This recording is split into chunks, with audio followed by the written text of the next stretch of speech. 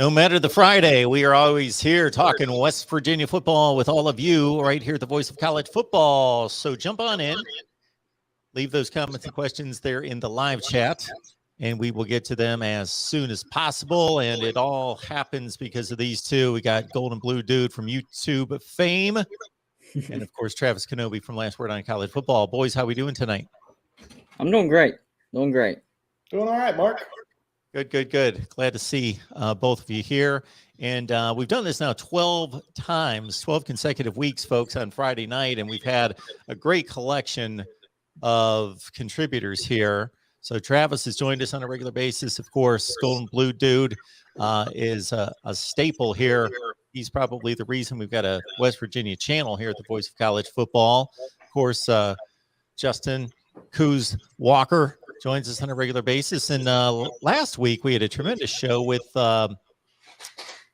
we had Eugene Napoleon joining us, and also Brian Wozniak from West Virginia fame of the 1980s. So that was a tremendous conversation. Those guys were fabulous. So we are Brian, doing some good things here. Amazing. Yeah, it was really good. It was really good. And so we were doing good things here based on all these contributions coming in from all sources. So we hope that you will subscribe to the West Virginia channel here at the Voice of College Football, and get on over to Golden Blue Dude's channel if you have yet to do that. Check out the work and subscribe there. Travis's tremendous work at Last Word on College Football, breaking down the game we all love. All right. And as it goes in regards to the team that you all love, some folks, as Chris had mentioned to our private DM, some West Virginia fans possibly freaking out a little bit about some pretty significant losses in the transfer portal. Two of the ones that come to mind for me is, of course, Daryl Porter, the loss at cornerback going to Miami, and then Winston Wright, the wide receiver, to Florida State. 63 catches last year, significant contributor. And now, most recently, Josh Chandler, linebacker. We don't know what his destination is, but he's in the transfer portal. So, Golden Blue Dude, let's start with you, just in regards to those losses and how significant you think they are.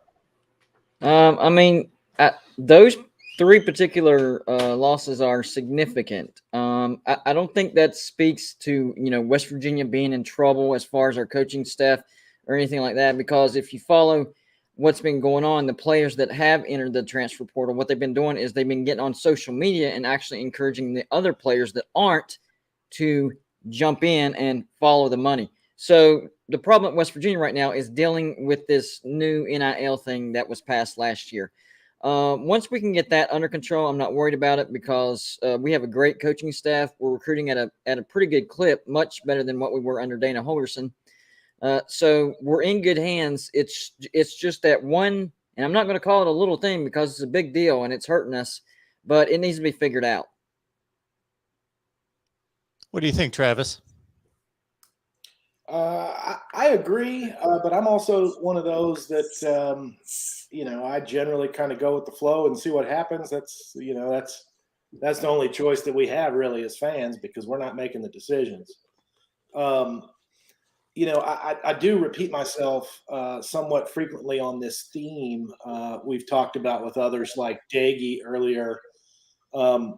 Josh Chandler Samedo was one that frankly I was surprised that, about a month ago he announced that he was coming back for his final year of eligibility and was going to be a Mountaineer, because he caught a lot of flack. We had a game where we played with we played with the American flag decal over the superimposed on the West Virginia logo, and Chandler Samedo was the only one that I can recall that didn't have the decal on his helmet, and West Virginia fans were furious, and a lot of them were like, bench the guy, kick him off the team.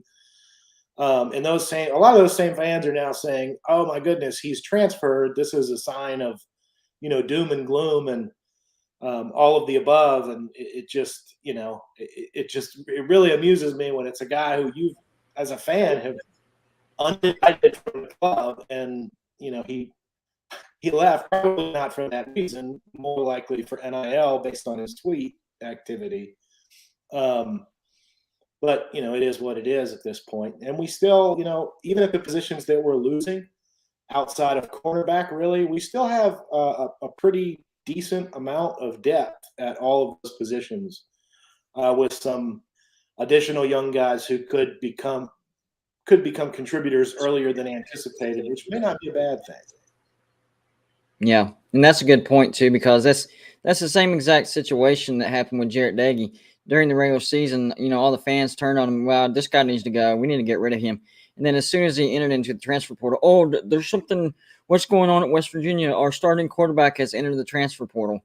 So the same thing with Josh Chandler not wearing the decals. So fans turned on him, said he needs to go. He's not a true Mountaineer, this and that. He enters the transfer portal, and of course, something is wrong with West Virginia because of that. So some people you're not going to be able to please. I wouldn't worry about that. My biggest concern is just making sure that we can keep kids because of the NIL thing. I'm not worried about our coaching staff or you know, the hands that we're in. We're in great hands. I just hope we can keep up with everybody and compete with the bigger brands when it comes to the NIL. Talking up the Mountaineers, we got two of the best right here. Golden Blue Dude, of course, who without him, we don't have a West Virginia Voice of College Football channel. So check out, we just are gathering in a collection of tremendous minds when it comes to West Virginia football talk. Travis Kenobi, last word on college football, Coos Walker. And again, we had two West Virginia greats in here for our live show last week. And we want to encourage everybody to head on over to Golden Blue Dude's channel and subscribe. Got to. All right. So we talked about the guys that are leaving. Who do you think is most significant in regards to who's been picked up? I do like Lynn J. Dixon, the running back from Clemson. I think that helps us because we are losing Letty Brown to the NFL, and you know he was going to leave a hole. I like the guy who stayed, but I think Lynn J. gives us nice depth, and he's more of a power runner. So I think that was a pretty good pickup for West Virginia as far as the running game, and that we need help on the running game. I know that's more of the offensive line, and hopefully that gets figured out. But it also doesn't hurt to have some depth there as well. Tony Mathis is going to be good too. He was starting to really show off at the end of the season. Yeah, the games that I like other than Dixon, Marcus Floyd joins us as sort of a teal chip, if you will, somebody who's 0.8501 to 0.8889. The high 3-star guys. And teal chip is a term that Anderson and his team coined over at 247 Sports. I'll give them credit for that. But last year we picked up Charles Woods from the FCS ranks as a cornerback, and he stepped in, particularly after the middle of the season, and gave us a lot of really good production and several interceptions. One that was just super athletic. Marcus Floyd is another that comes from the FCS ranks. Played lights out at Murray State, and now joins us at a position that, with the loss of Darryl Porter, we definitely need depth at. So I think that he's one that will contribute towards the latter half of the season. And then because he's one of the ones that got away, I also like Zakai Lawton from Cincinnati, number 2 in-state recruit, who spent a year at Cincinnati. They had a pretty good defensive line, so he didn't see any playing time, and he came over here at a position we could always use more edge rushers, and that's probably what his specialty is. I don't want to leave this topic before we exhaust it, of course. So if you guys have anything else on this, but I got a few other things I'm jotting down as I'm starting to think about what I would like to get out of you guys in the next 45 minutes or so. But anything else on transfer portal? And again, I know that NIL is an issue, and like you said, Golden Blue Dude, it's not a little one, but it's one that's got to be addressed to a certain extent. Everybody's going to have to play the game to a certain extent. We can get it figured out sooner rather than later, because the longer this problem exists with us, the more potential recruits we can lose through the transfer portal. But it's not. I I didn't say that to freak out West Virginia fans. It's not like, oh man, this is it's going to kill our program. It's just we don't want to fall behind. We're not behind right now, but we don't want to fall behind. Yeah, and that's that segues into my thoughts that I have about it nicely, and that's that at Last Word on College Football, we wrote about the NIL sort of logistics and details more than just is it a good thing or is it a bad thing, but how is it actually going to work? Started looking at the legislation that was pending, realizing what was in play and what wasn't, and going into those details and realizing the state of West Virginia is one of the states that, as of the beginning, when the NCAA said, all right, NIL's we're game, we're going for it, West Virginia had not yet passed a state law. And I told fans, I said, look, whether we like it or not, whether we think it's good or it's bad, it is coming. It is here, and we need to be ready for it. And I've been telling fans we need to be ready for it, and telling anybody in the administration that I could talk to that we need to be ready for it for well over a year. And, I can't say that I have spoken to somebody in every fan base, but I've spoken to enough people in a lot of fan bases. And it seems like our fans may be one of the more resistant fan bases to NIL as a concept. And unless we want the program to be a G5 or lower school in the decade, or, sort of Kansas, we need to embrace it. And, the fans are the ones that put pressure on businesses, and the businesses are the ones who pony up the money.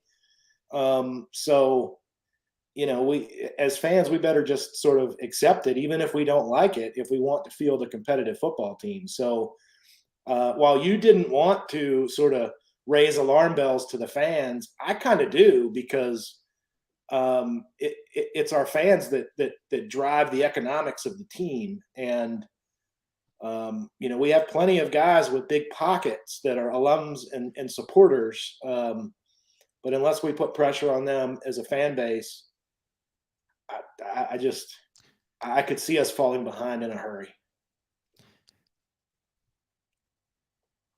My apologies. Is that me echoing? I just put you on mute because we've got an echo coming from somewhere, so I forgot to take you off there. My bad. So no, you're good. We'll cue you back up. Go to it. Yeah, I completely agree with you. In fact, I've had my YouTube channel for about 2 years, and that's one thing that I figured out about West Virginia fans. They're very set in their ways. I'm not trying to spin that as negative, but you have to convince them that something is good for them to actually go for it. So the fact that this NIL has, it isn't that old, I hate to say it, it might take a little while for fans to come around, but it needs to happen sooner rather than later, because the later you wait, the farther behind, or the higher the chances are of you falling behind. So our fans really need to get on board, pressure lawmakers, pressure businesses, get those big money spenders that are loyal to the West Virginia University to, get these deals with these players and get this thing rolling so we don't fall behind. I posted a video last week dealing with a couple of my concerns about NIL, and they're no different than the same concerns I had when it was first unveiled. Let's understand that if we lived in a perfect world, and if everyone was clean and pure and approached collegiate athletics the way it was intended to be approached, is that these athletes would come to campus, academics would be their first priority, and for many of them, that still remains to be the case. But academics would be the first priority. There'd be no money that exchanged hands. They would play for the love of the game and their own development, possibly toward an NFL career. They would keep proper perspective between academics and football, and all would be well, and we would all approach it like that. But we know that that's not the real world, and that's not the way college football's been conducted for decades now. So I don't pretend when I make these suggestions to have thought about every possible angle. But my first issue when NIL was unveiled is to enact some type of guideline that would be similar to the guideline that does not allow collegiate athletes to have interactions with agents before they become professionals or they become ineligible. So in the same way, I would like to keep the decision of the student athlete at the high school level of where they're going to go to school and play football to be as pure as possible, to still be based on academics and football and the relationships that they built with the coaches and the facilities or whatever they want it to be, but not based on NIL suitors. Now, they could certainly know what the reputation is that if I go to this school or that school, they're making a ton of money. Sure, you can't get away from that, but at least make it against NCAA guidelines that there is any contact between an NIL company of sorts, component, and a student athlete until they have signed, enrolled, been there for a semester. That's my first suggestion. My second suggestion is that we eliminate NIL contracts being signed during spring practice and from the start of the season to the completion of the season. So, you know, these guys are anywhere from 18 to 21 years old, and they've got all sorts of distractions that they can't handle to begin with. And it's pretty amazing that they take on the pressure of playing in front of 50 and 100,000 people on Saturday and millions watching on TV. And this kind of being a job, plus many of them still put value in their academics, but they're traveling all over the country and practicing football, you know, 5 o'clock in the morning, and then, you know, studying film and doing everything that they're trying to do. Plus, you know, they might have issues at home and their girlfriend's off the rails, and they got all sorts of things going on. So let's at least eliminate the NIL distraction during their two most focused times of football each year, spring practice for that month. And then I would say from August 1st, when camp starts, until the conclusion of the season at whatever point that is for their particular team, the rest of the year, go wild, sign NIL contracts as much as you'd like. That, I think, okay, if I had to give a message to West Virginia fans, okay, so honestly, this has been going on for a while as far as, you know, players getting paid under the table, but now it's legal. Okay. NIL is here. It's legal.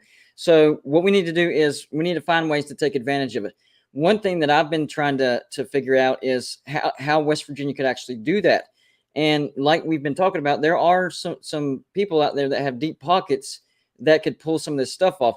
And I know that there's been outside independents that, you know, former athletes, they're trying to create their own type of, you know, committee.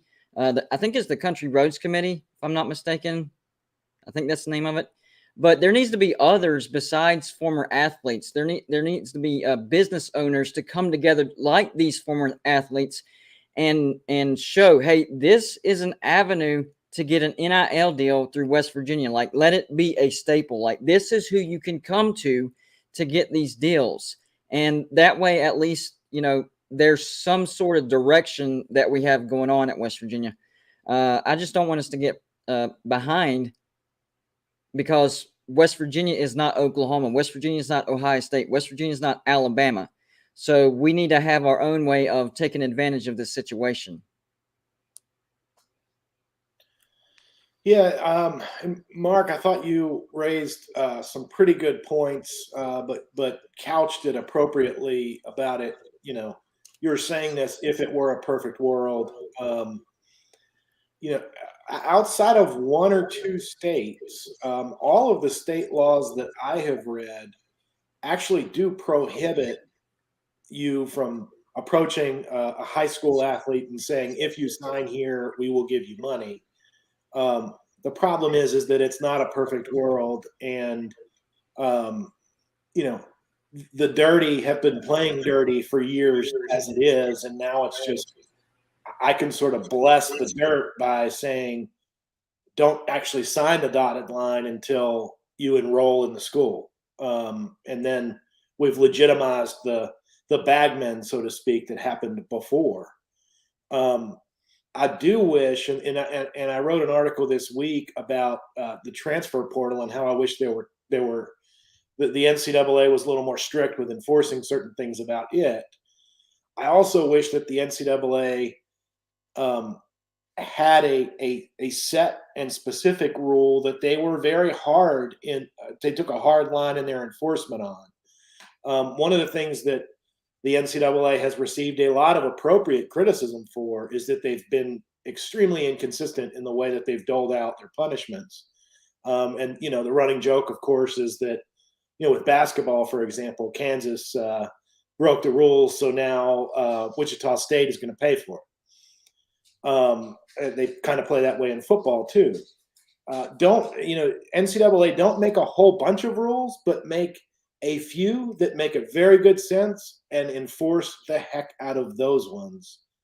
And we can make college football a better game. Because one of the things that I've been warning about in some of my articles, particularly with the transfer portal, is that we're not the only fan base that is going to have this problem, but I see it creeping into our fan base that the word apathy is front and center. I mean, it is making fans become apathetic because they're like, well, I don't know who's going to be on the team until, August 30th. And even then, because they can transfer in the middle of the season, who is here for week 1 may not be here for week 5. So the further, that's the thing you have to worry about with the economic scales of it, is the further you go down the path of we're going to pay every player $1 million to go to Texas A&M, the fan bases start getting really apathetic, especially if they're not Texas A&M, and they're falling behind on the so-called arms race. Well, we got to pull this transfer portal back into some kind of pull it out of the wild west as well. And I had a couple suggestions there. So you brought it to the concern of roster management, Travis, for these coaches and these coaching staffs. NFL free agency. This has been likened to NFL free agency, and that was the first thing I thought of. But after a little bit of thought, it's not like NFL free agency because that's restricted. It's regulated. There's only a small percentage of NFL players that aren't under contract. The rest of them are under contract, and it just move on through the offseason to within the same contract. I'm going to guess 10 to 15% of the NFL players are free agents each off season. So it's a very limited number of people, and there's a free agency period. It's not unlimited. In the NFL, you can't get up that morning and say, I want to be a free agent like you can if you play college football. Every college football player tomorrow could announce, I want to go, I'm in the transfer portal. Every player in the country that's crazy. Again, I would restrict it during the season. I would this was my plan. 2 30-day windows. 30-day window at the conclusion of the season. There's your transfer portal.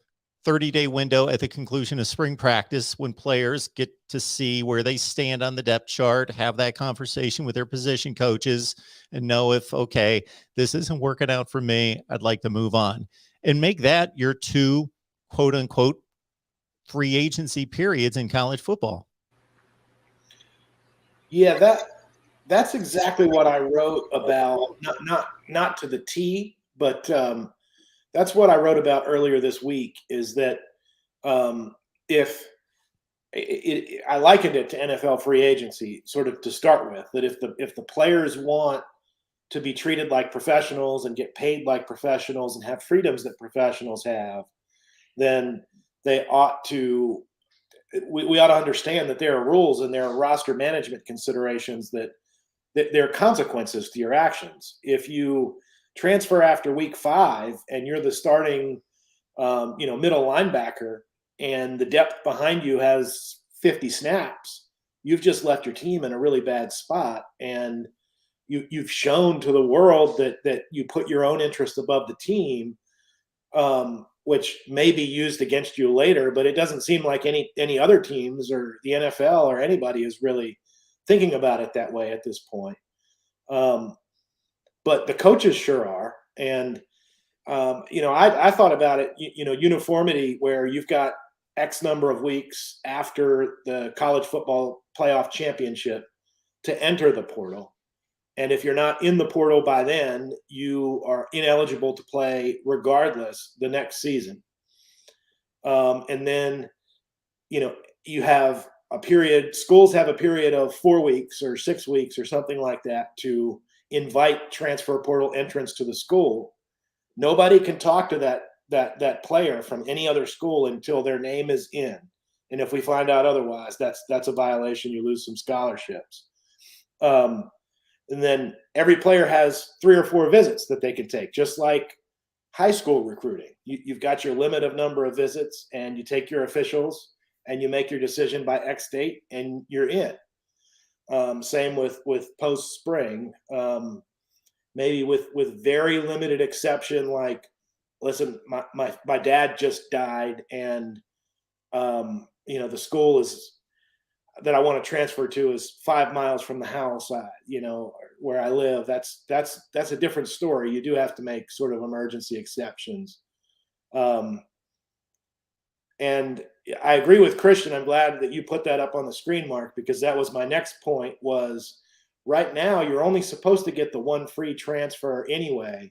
And contrary to popular belief, the way that the NCAA has written that rule is that if you're a grad transfer and you've already transferred once, you're not supposed to get the second free transfer.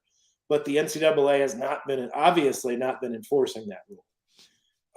So that's the problem with them, is they're letting it be a Wild West by interpreting their rules differently than they're written and not enforcing them at all. I mean, they just don't have any teeth at this point. And that's what I've wondered, because I see situations like Chase Bryce with quarterback who originally was at Clemson. Then he left and he went to Duke, and then he leaves after a year at Duke and he goes to Appalachian State. And I'm thinking, what's going on with this guy? Why does he not have to sit out?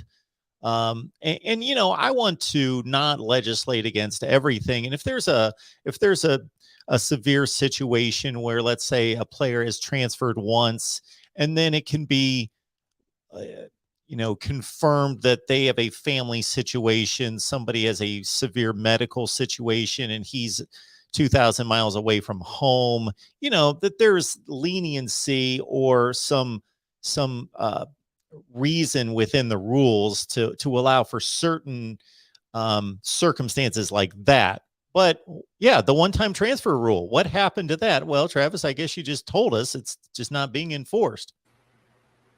2 things real quick. I need both of you guys to send me all these guidelines that you want under the NIL, and I'm going to make a video on this. I'm really liking this conversation that you are having. So I'm being serious. When we're done with this, write it all down, send it to me email, and I'll make a video on that. The second thing is, I'm not too familiar with the guidelines and the rules and all that stuff. Is there any type of cap on this, or whoever has the most powerful boosters that can spend the most money is going to get all these players? What's the rule on the limit per school as far as how much NIL players can get from each school? Is there a limit? Presently, there is not.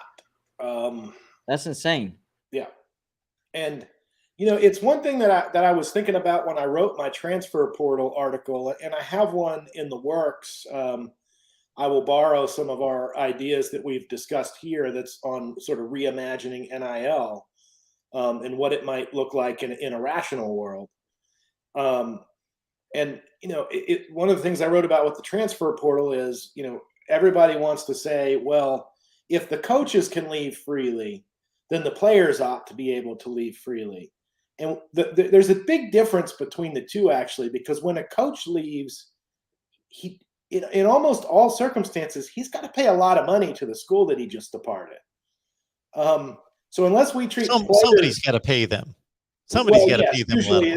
Usually it's the new school that pays that as part of the contract. But you see what I'm saying, though. Somebody has to buck up for that.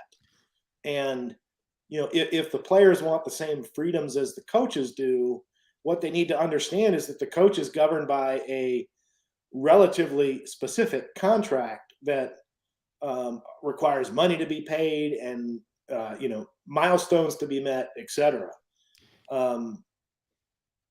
And the same. This is interesting. We're getting comments that are sort of in my wheelhouse now because we're talking about law and lawyer stuff, and that's where I can really nerd out. So, Travis, they're not in my wheelhouse, but I still have a lot to say about them. But go ahead, Travis. I was about done, but the last comment kind of sidetracked me. It was like a squirrel. So, Mark, I'll let you take over for a minute. Okay, so looking at Chris's response to there's no cap on NIL money, and that's the response that most people have, like, holy smokes, the quarterback for Michigan could make $50 million. That's insane. Well, is it insane? Don't we live in a free system? See, I have the same initial response to that, thinking that's crazy for a 19-year-old of me making all that money. But then I think, you know what? Don't we live in a free society? Is somebody putting a cap on how much money I can make? No. If my next video gets 1 billion views, well, I'm going to make some insane amount of money for producing a 5-minute video that a lot of people will be like, you don't deserve to make that kind of money. So the thing I would say about that, because a lot of people that have had that, again, Chris, your reaction's not uncommon. And I, again, initially, until I thought about it, had the same one. But then I thought about, hey, do we really want to cap the amount of money that people can make? Because I think what's different between this and, let's say, the NFL, the NBA, Major League Baseball, any sport that has a salary cap, is that's a company. The NFL is a company, and they need to do business and figure out how to deal with their revenue. So they've come up with a model to say, if we make X amount of money, the players make 45% of that. Well, if it increases to X dollars, then we're going to pay them 52% of it. But they've built a model that they know they can rely. And if our income drops, I'm sorry, Chris, I muted you because of the echo. Go ahead. No problem. If college football doesn't do something like that, then it's going to turn into where there's, I don't know, 10, 15 elite teams. They're going to break off. They're going to have their own league, and then everybody else is going to not be making money, not get the TV exposure, not get the recruits. So I don't want college football to turn into the NFL. That's not what I'm saying. But what I am saying is they do need to try to follow some business models that the NFL has already laid out. It's not like we're in totally uncharted territory. I mean, it's not the NFL, but there's certain things that you can do similarly. And whenever I was talking about a salary cap, I didn't mean like you limit how much a player can make. I was saying you can limit per school. And if they couldn't make what they want to make at this school because they're at their limit, find the school that's not at their limit to where you can make the money that you do want to make. I think the only way you can do that is to make college football an entity just like the NFL is. Yep. Which means they have to break away from the NCAA. It has to become its own organization to say, okay, just like in the NFL, we're looking out for the good of the Green Bay Packers and the Dallas Cowboys and the New York Giants, or Major League Baseball, where there's that's the Pandora's box that they've between- opened, though. That's the Pandora's box that they've opened. We have to go in that direction now. That they're going to have to say, okay, we got to protect Kansas football and Stanford football, et cetera, the have-nots, because Alabama needs somebody to play, and Ohio State needs somebody to play, and they're only as good as the competition on the field. And we want this to be a national sport, so it's going to have to become a business, in my eyes, to rightfully, constitutionally enact a salary cap. Yeah, I agree with that.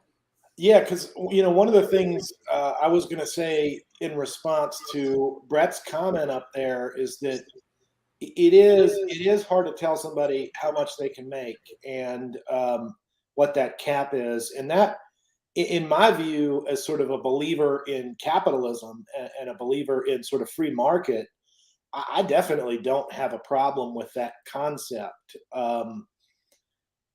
by any stretch. But I would also say that, like in the NFL, for example, there is a collective bargaining agreement that says NFL draft picks are paid based on the position that they were slotted in the draft, and there is a maximum that they can make, at least as an employee of the team. They can make unlimited endorsements, of course.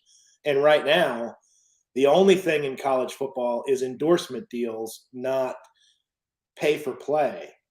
So it's and the problem with schools paying the players, and I'm glad you put this up, Mark. It's like you're reading my mind.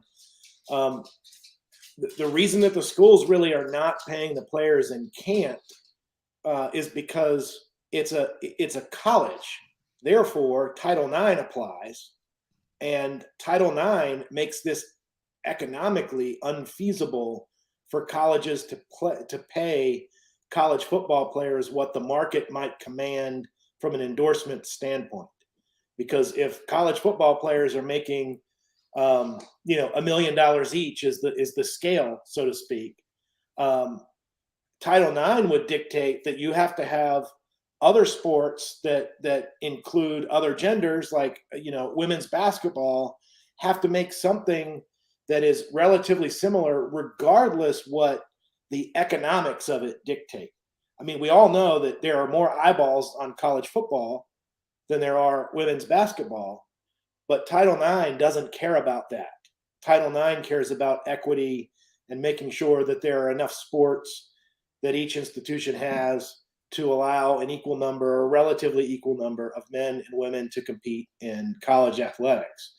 And that's the real problem that we have here, is that we're mixing college and sort of professional sport concepts now.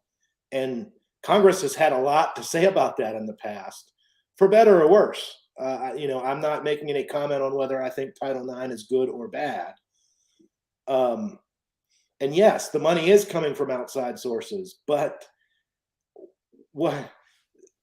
that's the problem we run into. You had made the comment, the problem is that the money is not coming from the school. And I addressed that and said, you're right, it's not. And here's why it's not. So yeah, I agree with you. The money's not coming from the school. You kind of went in a little bit of a circle there. But yeah, there are a lot of options, but they're dicey. They become dicey. The school isn't paying, but you have the people that are paying the players to go to the school. So it's a weird roundabout situation that they have set up, and it's going to be very difficult to police if there's no overall. There needs to be a federal law, to be honest with you, because this state-to-state thing is kind of ridiculous. Doesn't really make any sense, because you could do this in this state, but then over here you can't do that. And it's going to turn into a mess. So legislation needs to be brought before the federal court and get it done there. That way, at least there's uniformity to it. Well, the feds have said pretty much, we're not going to do any. I mean, there have been like 4 or 5 different proposals. Some of them very logical, some of them not. Believe it or not, Cory Booker's proposal was actually one of the most sane of the bunch. But the feds have pretty much said, until the NCAA tries to do something, we're staying out of it. Oh my God. Which puts it in a weird spot, because the NCAA has in some ways been neutered by the Supreme Court decision that came out last year. So yeah, where do we go from here? And the NCAA doesn't really do that much as far as any type of regulation anyway. So I don't trust them to do any type of generalization of rules for the NIL. I don't trust them at all for that.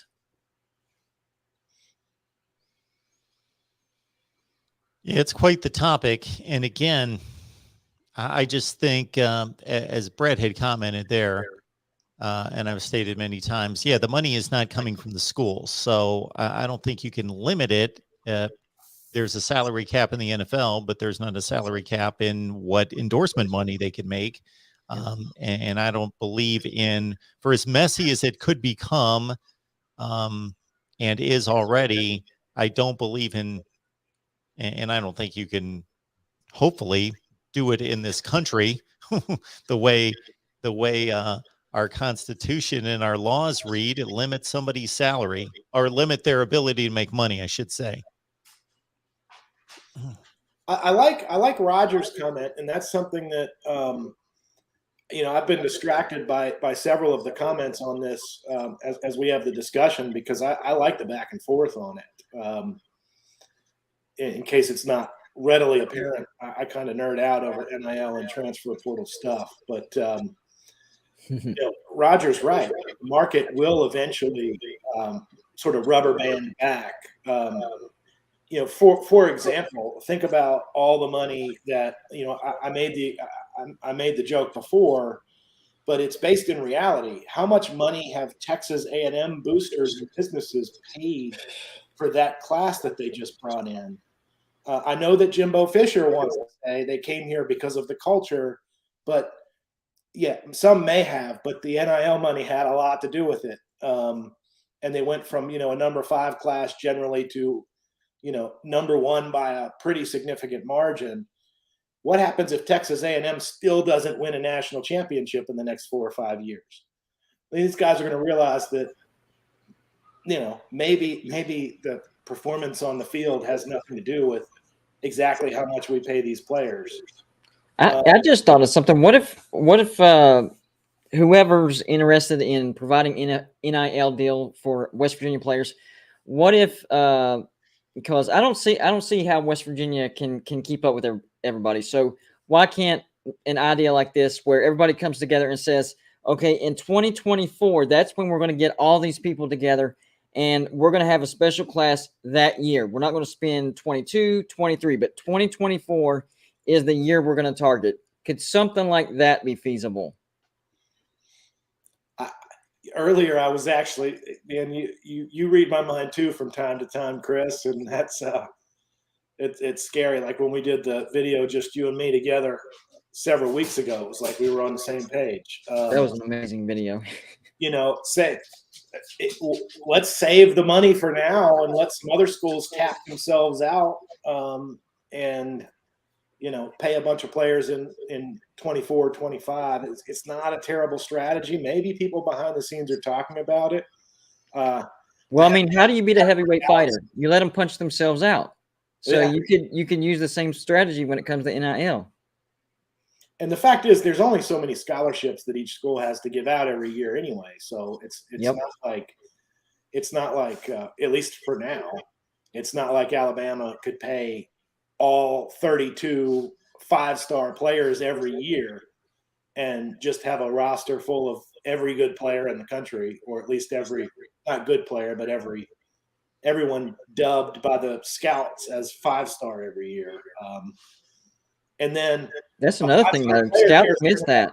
Sometimes they overrate them and stuff like that. So some of these NILs might be overpaying these players that they think is good because they've been highly starred or touted, and they end up wasting that money. So I think that's an interesting dynamic right there as well. And we've seen it too. We're like, man, why did they give him 4 stars, almost 5 stars? This guy's not a 4-star recruit. So we could see stuff like that where they're like, whoa. The only reason we even offered this guy NFL is because you said this, this, and this, and he's definitely not doing it on the field.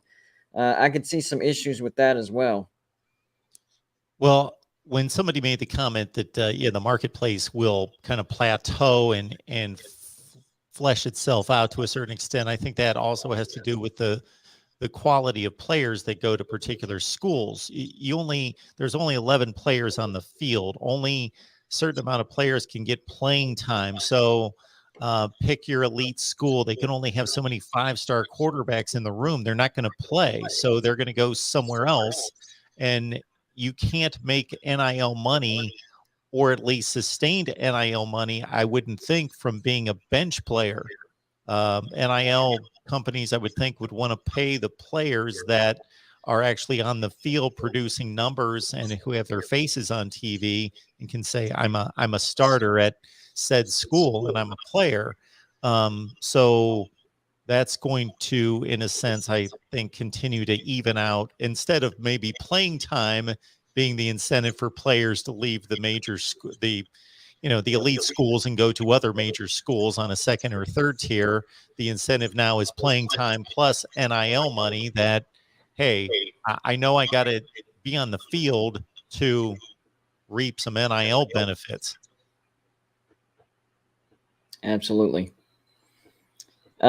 I like that point that Big Dog Brett just brought up. Another problem is the potential conflicts of interest that could arise from the NIL contracts. I thought they addressed that as well, as far as like getting a major sponsor. Like, Oregon is a Nike school. If you go to Oregon, you can't get an NIL contract. Is that correct, or did I misread that? I don't know of any specific bar to that. Because I thought that was one of the things that they were trying to avoid, because, Oregon is known as a Nike school. Kansas is, I think, an Adidas school, if I'm not mistaken. Certain schools are affiliated with certain, types of sports equipment. And if you go to that school, they're sponsored by that particular brand. So you, as a player, can't be sponsored by that brand because they already sponsored the school, and that could be used as a recruiting tool. That's how I understood it, but I might have misread it. The only two limitations that I'm aware of that sort of touch, touch on that are, one,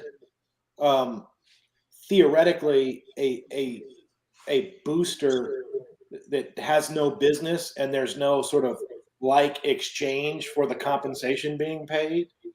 That's the magic language that they try to use to say a booster can't just come out and pay a player. You still have to give them something in return, like have your name on a billboard, etc.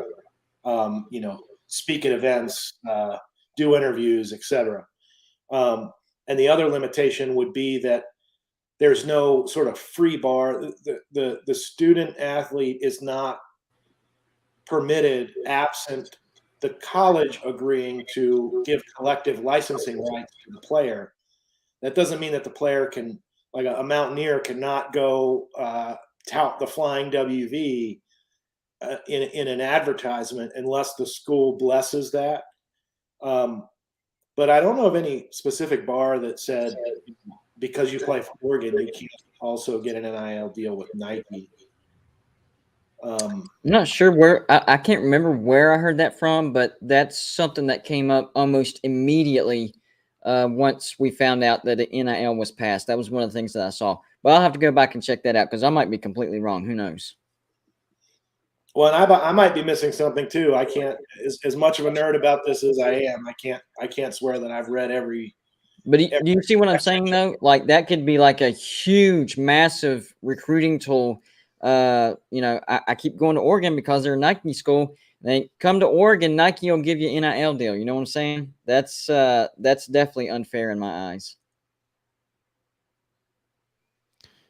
Appreciate everybody being here on our West Virginia show. We come your way every Friday night, typically at 8 Eastern time. We got all sorts of great West Virginia contributors. Of course, this guy in the middle needs no introduction, Golden Blue Dude. Please check him out on his channel if you have yet to do that. You got to do that. Golden Blue Dude with some great college football talk on his channel. Of course, subscribe right there. We wouldn't have a West Virginia Voice of College Football channel without him. Travis Kenobi's done an amazing job jumping on here just about every Friday night to provide his legal expertise this week. Typically just his football expertise, but we get the legal expertise as well, and we needed it concerning this NIL business. And you can catch Travis's work at Last Word on College Football, and I'll get the banner up in just a second, but it's Travis at Last Word on College Football.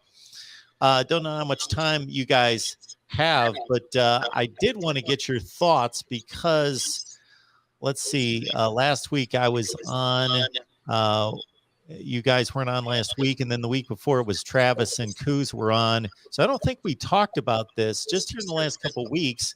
The decision was made because there was a stalemate with the conference commissioners concerning the playoff expansion. And it was announced, okay, there will not be any playoff expansion past or before 2026 at the earliest. So, Chris, how did that hit you? I didn't like it at all. Not I didn't at like all. it either. I thought we needed to expand at least to 8. I actually like the 12 the most. I liked the format. I liked how teams were selected.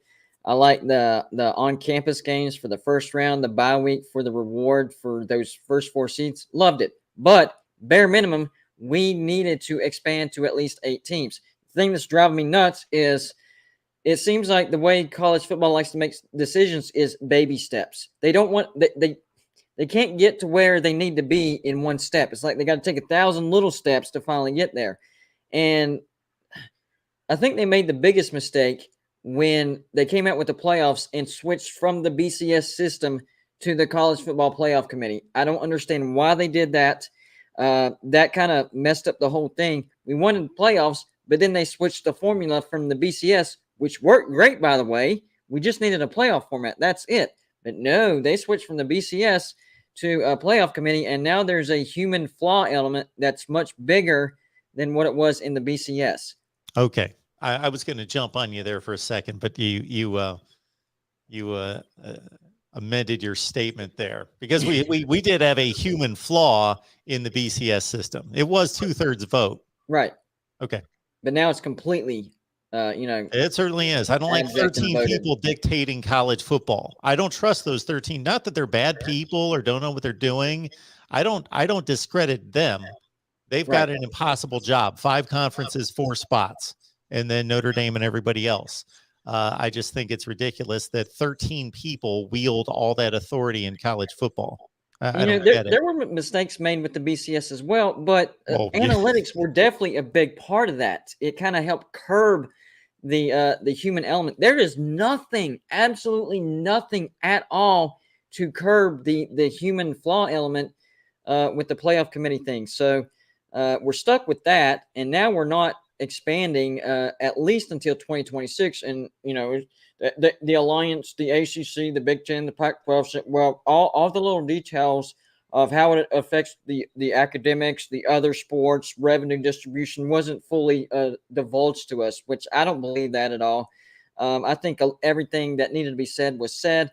I just think they were trying to drag their feet and give their vote more say than what it really needed, because they're the ones that stood in the way of this. However, if you really look at it, the Big Ten, Kevin Warren was actually all for the 12-team expansion. So I think the Big Ten only voted because they're part of that alliance, and they didn't want to rub the ACC and the Pac-12 the wrong way. And then, of course, we had the Pac-12 who was saying, one of the main reasons that we voted against it was because of the Rose Bowl, and we weren't sure how revenue was going to get distributed on that. We wanted to make sure it stayed on the same day at the same exact time against the Big Ten and the Pac-12 every stinking year. So there was just a bunch of things that got in the way, and it just piled up. Didn't happen, and I didn't like it at all, as you can tell. I will jump in with the contrary view, which I hold. It would be, from one perspective, making more postseason games relevant to something is probably an improvement to what bowl games have become now, which is that despite some historical, the Rose Bowl still has is played in a great stadium with historic parades, etc. College bowls don't mean much with the playoffs. So if you expand it to 12, at least you have maybe some more relevant games. But, in the last several years that we've had the college football playoff now, I look at the semifinal game results, and there is very, very rarely a close battle. Most of them are blowouts. And if you expand it to 12, what is it going to look like when you have? Well, I guess teams 1 through 4 would get buys, right? But let's say that a 12 knocked off a 5 and then played the 2. What's that game going to look like? 2 versus 12. Is it going to be an even bigger blowout than 2 versus 3?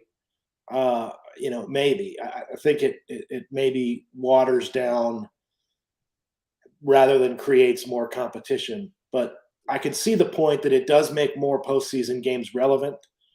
Unfortunately, I think it's maybe at the expense of making less regular season games relevant. And you're going to have bigger blowouts than you already see in the 1-4 and 2-3 games. Travis, I would argue that it would make more regular season games relevant. So for the odd game where you could point to it and say, Georgia and LSU are playing and they're both 11-0 and it's the second to last game of the season. They're both going to make the playoffs anyway. This game's doesn't count. We've completely taken the value out of it. The rarity of that happening is so minuscule. And to Chris's point, if you put a first round game on campus, then you eliminate teams throwing away late season games, teams that can be that good, which again, the rarity of that is just so minuscule that a team is that good that they can just say, yeah, we can toss away a game, finish 11-1, make the playoff, we'll be fine. That if you make the first round on campus, then you know what, Alabama, you want to throw away a game? Sure. Play in mid-December in Madison, Wisconsin. Go right ahead. If that's where you want to play your first round game, but basically, instead of there being just a handful of games the last 3-4 weekends of the season that are, okay, these mean something toward the college football playoff, with a 12-team playoff, we're talking about dozens of games. Suddenly your 8-2 LSU, 8-2 Auburn game becomes like, okay, these aren't just two good teams playing right now. Okay, flip on ESPN on Saturday night, watch Auburn and LSU, but they're neither one of them are going to make the playoff. They're two really good teams. You want to watch a good game, but one of them's number 8, one of them's number 11. They're not making the playoffs, but now this is a playoff eliminator right now. I just think that you would see so many more games be factored into the playoff equation than you do now. Yeah, I mean, maybe I can see that. But I still go back to the point, like while you were saying that, I'm like, that makes a lot of sense. Okay, so the 7 teams that are vying for the number 12 spot in the last 3 games of the season, or actually it would probably be more than that. It'd be more like 10 to a dozen teams vying for the 9 through 12 spots. But what do the 9 through 12 spots actually mean, given the potential for mass blowouts that are at least the equivalent of what we currently see in the semifinals? So this may not make a lot of sense. I'm sorry, Chris. Let me unmute you. Go to it. The biggest argument that people use against playoff expansion is all the blowouts. We're getting blowouts anyways. That's already happening. So, you're not going to be able to get rid of blowouts. You don't know when they're going to happen, who's going to be between and all that stuff. But blowouts are already happening. Blowouts are happening in the national championship. Should we do away with the national championship? Because the last 2, 3, 4 national championships have been blowouts. So the blowout argument I don't like at all. The reason I like the 12-team playoff expansion is it adds value to the conference championship. I think that's one thing that has lost a lot of value recently with these current playoffs that we have right now, conference championships, because, like Mark said, the rarity of a team taking a game off is extraordinary. But guess what? It happened this year. I'm sticking with it. I think Georgia took that SEC championship game off. I really do, because that's the only thing that makes sense, because you look at them the entire season this year. I know that's a controversy, conspiracy, but if you look at it, the entire season, and then that one game, they were a completely different team. I think they sat it out. They were trying to get Alabama to come with them, and I think expanding the playoffs to 12 gets rid of that problem as well, because it happened, and it happened this year. Nobody will convince me otherwise. Georgia took that game off. I have a slightly different viewpoint on the blowouts. I agree with you, Chris, that instead of just seeing 3 blowouts or two or three out of the 3 games, we'll see 6 blowouts or whatever. So what's the matter? I understand that. My viewpoint is more so I want to build a system that is fair, that's equitable, that includes all the conferences. And then it's up to the schools and the teams and the football programs to be competitive. That's not my problem. My problem is I'm going to build a good system. It's not my responsibility. If every game's 52-0, so be it. Exactly. That's not, I'm not going to take responsibility for that. That's on the teams right there. And that's why, it's whenever you expand the playoffs, you're not creating more blowouts. You're creating more opportunities. If teams don't take that opportunity or, you're going to have some mismatches. It's going to happen. It happens all the time. It happens in the current playoff system. It happens in the national championship. So, yes, you're going to have more opportunities to have some mismatches and some blowouts, but you're also going to have some more opportunities for parity and some great games that people are going to remember for a very long time, especially who's it going to be? The first ever home playoff game. Who is going to hold the first ever home playoff game in college football? Because that will go down in the history books. And you better believe the ratings for that game, whoever ends up being the lucky one, probably is going to break some rating records with that one game right there. Travis, I'm going to let you talk in 5 seconds. I just want to address the comment on the screen. So, Christopher, the next call-in show, you call me, and I will just pick apart that statement, and I will take you through every BCS year, and I will let you know what team got screwed. We will go through it year by year by year by year. It's easy to do. I like the BCS system, but 2 teams just didn't fit that system. I think the BCS system would work with, 8, 12-team playoff. But with 2, it didn't work half the time. It just didn't.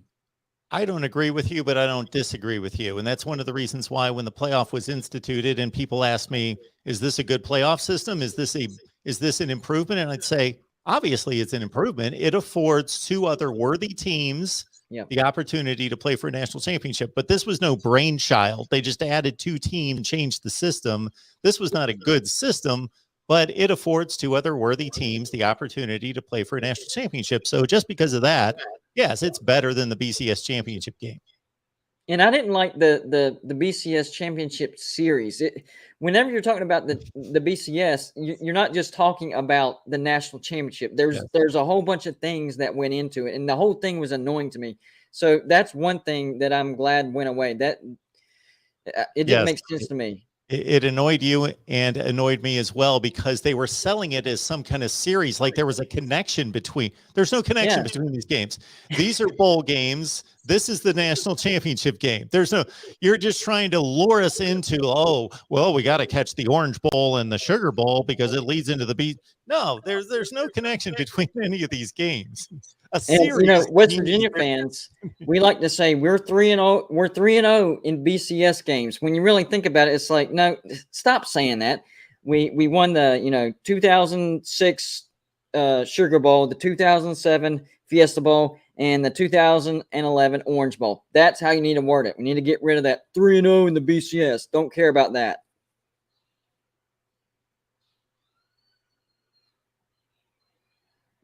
Good stuff. I'll have to listen to your show where you lay into Chris over his comment, Mark. I just kind of want to hear it. Well, I've done it a number of times about the BCS. I'm not a big fan of the BCS. It screwed up a lot of national championship years. And much like the playoff committee, it's not like I'm faulting what was decided. I don't think the committee's made any egregious errors in their decisions. They just have an impossible job. The impossible job is we got 5 conferences and all these teams, and we only got 4 spots. The math doesn't work. That's not their fault. It's funny what you said earlier, the way they described it, the BCS championship series, right? So that makes it sound like playoffs, does it not? Like this is a series, the winner of these 2 games. Try to fool the public. That's what it sounds like. So they worded it wrong. It didn't work. And, I get that the BCS was based on, the winners of conferences, but still, it's not a series. They're Don't trying to call it a series. brainwash the American viewing public into thinking, oh, we got to catch this series leading up to the national. They have nothing to do like with they were each building other. it up. Like, okay, the first game, the Sugar Bowl, but the Orange Bowl is going to be even better. But you think that's good? The Fiesta Bowl is going to be even better than that. Working their way up to the national championship was complete stupidity. I have one last thing very quick to show you guys.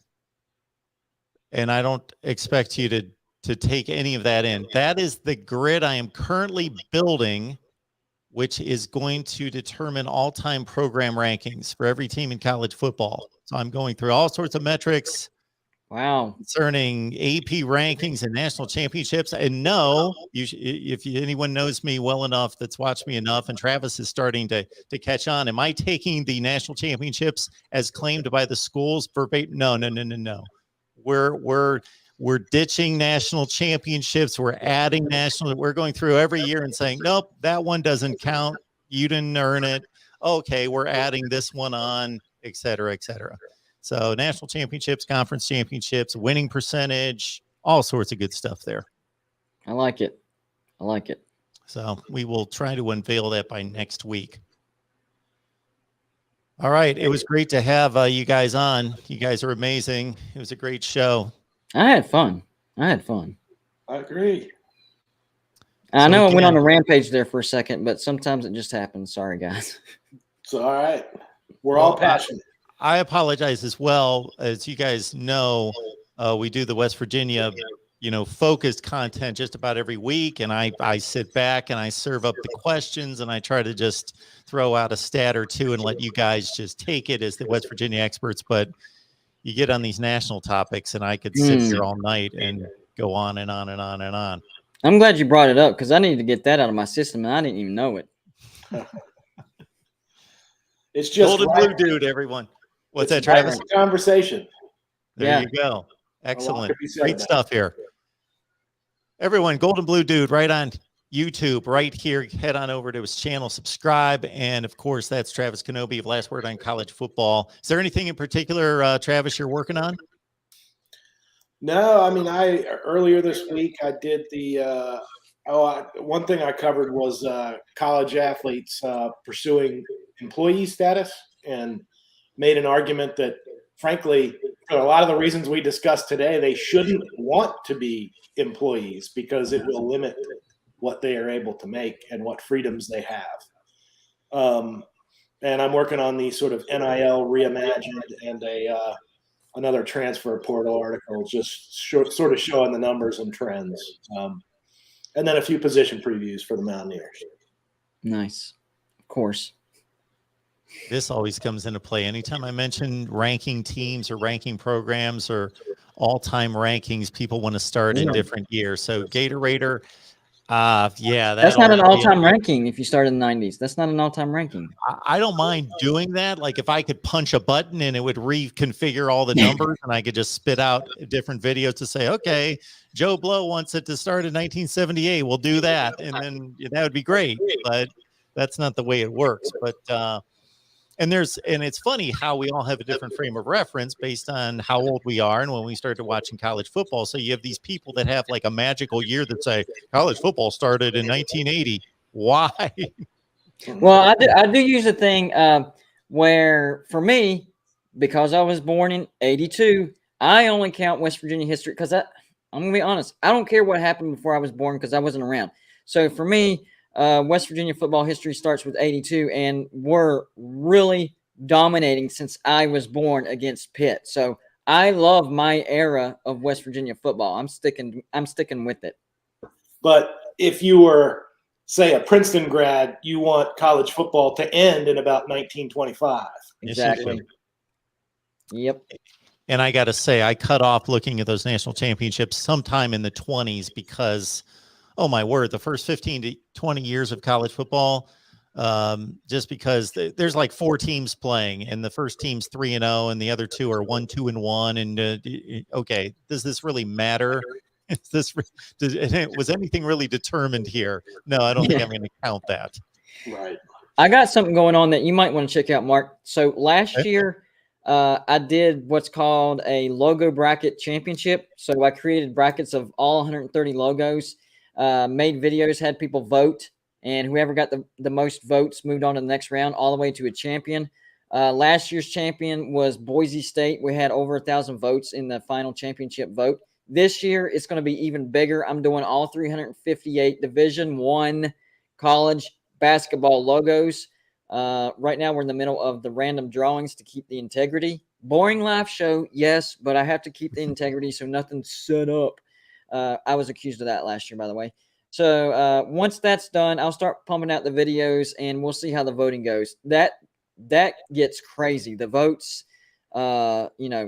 especially the farther in you go, the more people vote. So and last year I didn't have 1,000 subscribers. This year I have over 5,000. So I'm expecting way more votes this year. You are tearing it up. There's no question about that. Jeff Webster, it's funny that you say this. So Jeff says, Mark itching for a chance to prove Bama should not be the 2011 champion, even though they were clearly the best team. What's funny about that, Jeff, is number one, I don't care who the best team was. That's not what I'm trying to determine, who the best team was. Number two, no, I'm not taking away a national championship from Alabama in 2011. I might be adding other teams to a share of a national championship in 2011 because, hey, I clearly stated when that situation took place and people asked me who should be playing in the national championship game, I said, well, you're looking for the two best teams or the two teams that earned it.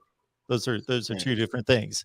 I had no issue saying if I was going to bet my mortgage, Alabama and LSU were the two best teams in the country, but they didn't necessarily earn it. Oklahoma State earned a spot, a chance, because those other two teams played, and one of them was not a conference champion.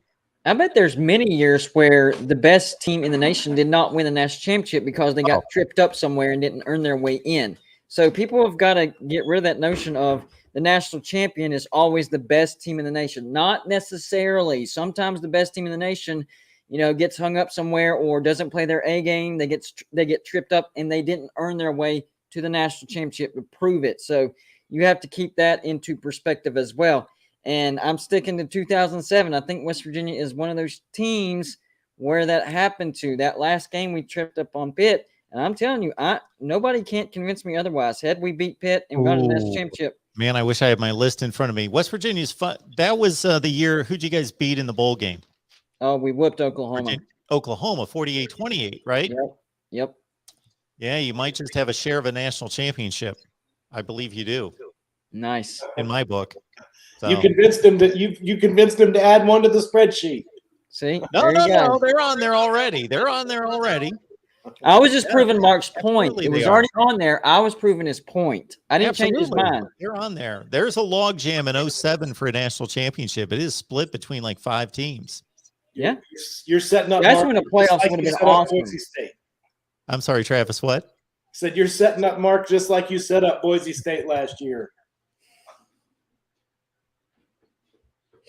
Yep, I'm a closet Boise State fan, and I wanted that logo to win. Man, my plan worked. Yes. The blue field. By the way, it was between Boise State and Iowa. 2 good logos. Okay. All right. Very nice. Very nice. Oh, Boise State beat West Virginia, and I did a rage video on that. I actually remember that. So Boise State went on to win the first logo championship. Okay. West Virginia fell. You know who I think, while we're on the subject, and we can certainly sign off here, but I will say, now that you bring that up, do you know who I believe has the best, let's see if I can hide this so you don't see it, besides my beloved Buckeyes, my favorite uniform in college football? I just think this is the best looking uniform in college football. Please don't say Texas. Please don't say Texas. No.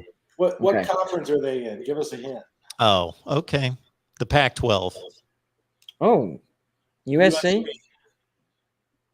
Who'd you go with, Travis? USC. Oh, UCLA. Oh. The baby blue uniforms, the powder blue.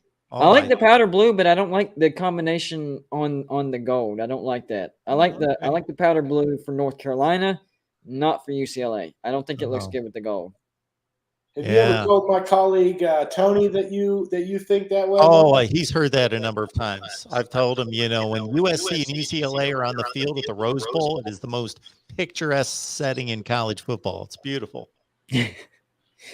I just don't like that combination of powder blue and gold. Okay. Dark blue and gold, of course, is fine, but powder blue, don't like it. All right, folks, we've done this 12 consecutive weeks thanks to Golden Blue Dude, and also Travis Kenobi's been here a number of times. And Travis, I got to say, I appreciate you holding down the fort when we couldn't make it as well, you and Coos. You guys had an excellent show a couple weeks ago, so appreciate you being here. Yeah, happy to do it. All right, next Friday night, folks, we'll be back. Meanwhile, subscribe to Golden Blue Dude. Check out Travis's work at Last Word on College Football, and subscribe to our West Virginia channel here at the Voice of College Football. We'll see you